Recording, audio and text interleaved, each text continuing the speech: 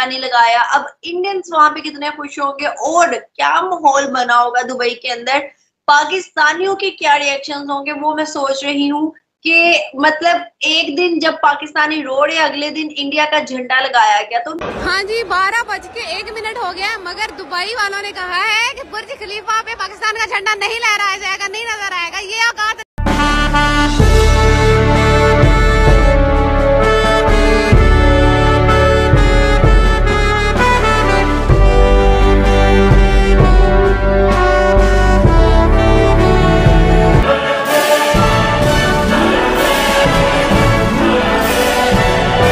मेरे ख्याल में यही तो चेंज है।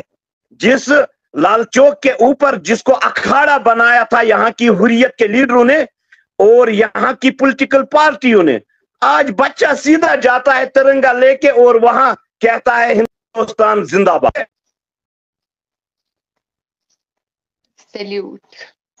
इंशाल्लाह जब हम लोग सोच लेंगे ना कि चेंज आएगा तो आएगा। कहा जाता है इंशाल्लाह, माशाल्लाह, सुभान अल्लाह, बहुत ज़्यादा ये कौम करती है, लेकिन जब करने की बारी आती है तो ये कहीं नज़र नहीं आती। आप मेरे परिवार में, मैं आपके संकल्प को सिद्धि तक ले जाने के लिए आपका एक सेवक बन करके आपके साथ जुड़े रहने का, आपके साथ जीने का, आपके लिए जूझने का मैं संकल्प लेकर के चला हुआ इंसान हूं।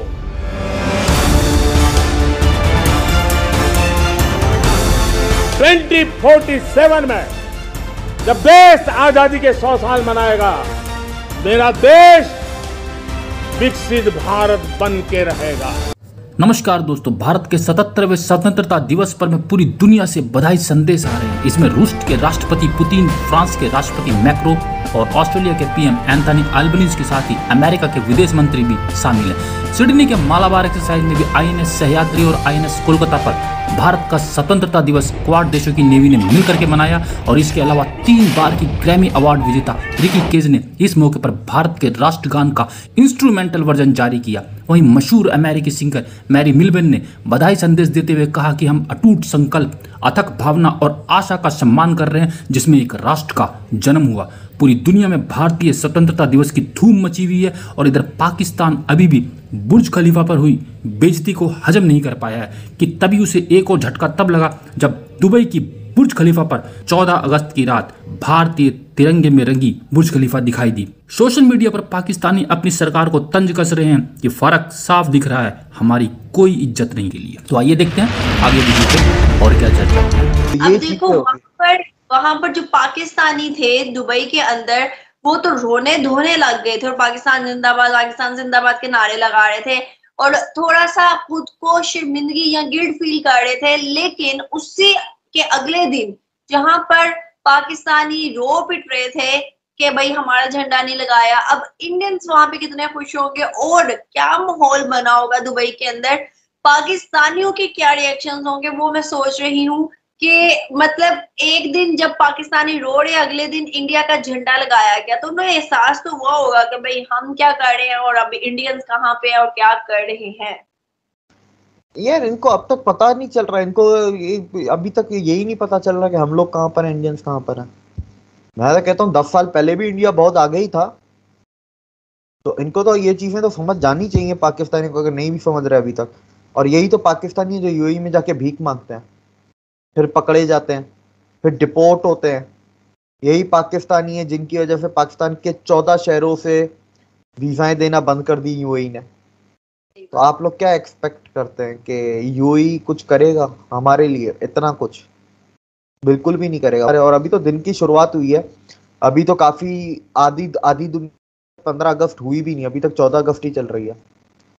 तो लास्ट ईयर हमने देखा था रशिया ने भी बनाई थी, इटली में फाइटर प्लेन से ने झंडा बनाया था, अमेरिका में हुआ, ऑस्ट्रेलिया में वो सिडनी का वो पूरा तिरंगे में था। तो इस बार भी होगा, देखते हैं। आज का दिन तो गुजरने दें, अभी तो शुरुआत हुई है।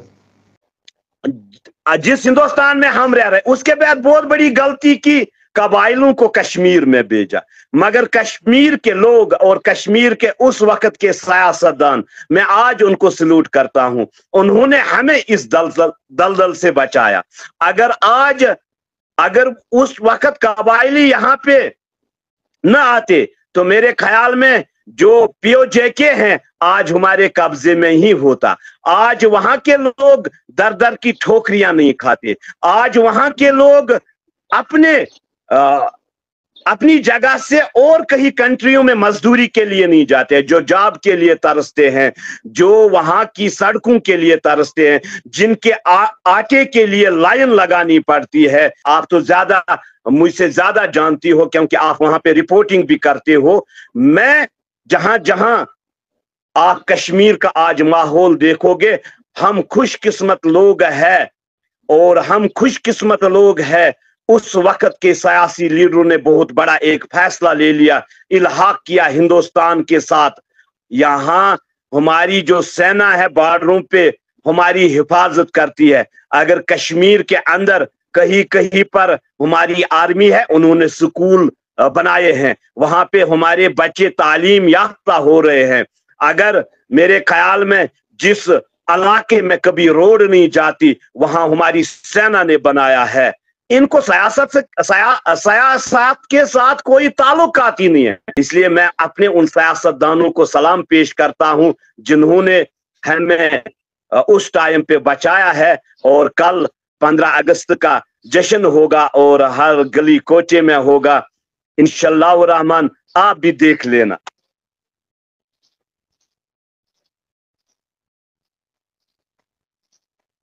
सैल्यूट। अफसोस होता है मौजूदा सूरत हाल देख के। एक तरफ नेबर कंट्री भारत है, एक तरफ हम हैं। मतलब अब तो कोई कंपैरिजन है ही नहीं ना, मतलब सिरे से आप कोई भी शोबा उठा के देख लें। पाकिस्तान और इंडिया का कंपैरिजन नहीं है, बिल्कुल ठीक है, डेफिनेटली नहीं है, क्योंकि they have gone a very far way. उन्होंने बहुत मेहनत की है इस चीज़ के लिए, उन्होंने अर्न किया है। हम करेंगे मेहनत कोई भी करेगा, अफसोस नहीं होता। क्यों अफसोस होगा? उन्होंने अगर मेहनत, आप देखें कि हमारा इस्लाम कहता है, हमारा दीन कहता है मनजदा वजादा, मतलब ये है कि जिसने मेहनत की उसने पा लिया, ठीक है। तो उन्होंने मेहनत की, उनको मिल गया। अगर हम मेहनत करेंगे हमें भी मिल जाएगा। हमने नहीं ना की तो हमारे हालात पे। एक्चुअली द पॉइंट इज कि मेहनत नहीं की है हमने। अगर हम मेहनत करते तो डेफिनेटली हम लोग अपने आप को उनसे कंपेयर कर पाते। But now at this point we are not in a situation कि हम लोग अपना कंपैरिजन उनके साथ कर सके। उनके साथ कंपैरिजन करने के लिए हमें टेक्नोलॉजी में एक्सेल करना पड़ेगा, टेक्नोलॉजी में जो है वो मेहनत करनी पड़ेगी, सिरे से मेहनत करनी पड़ेगी।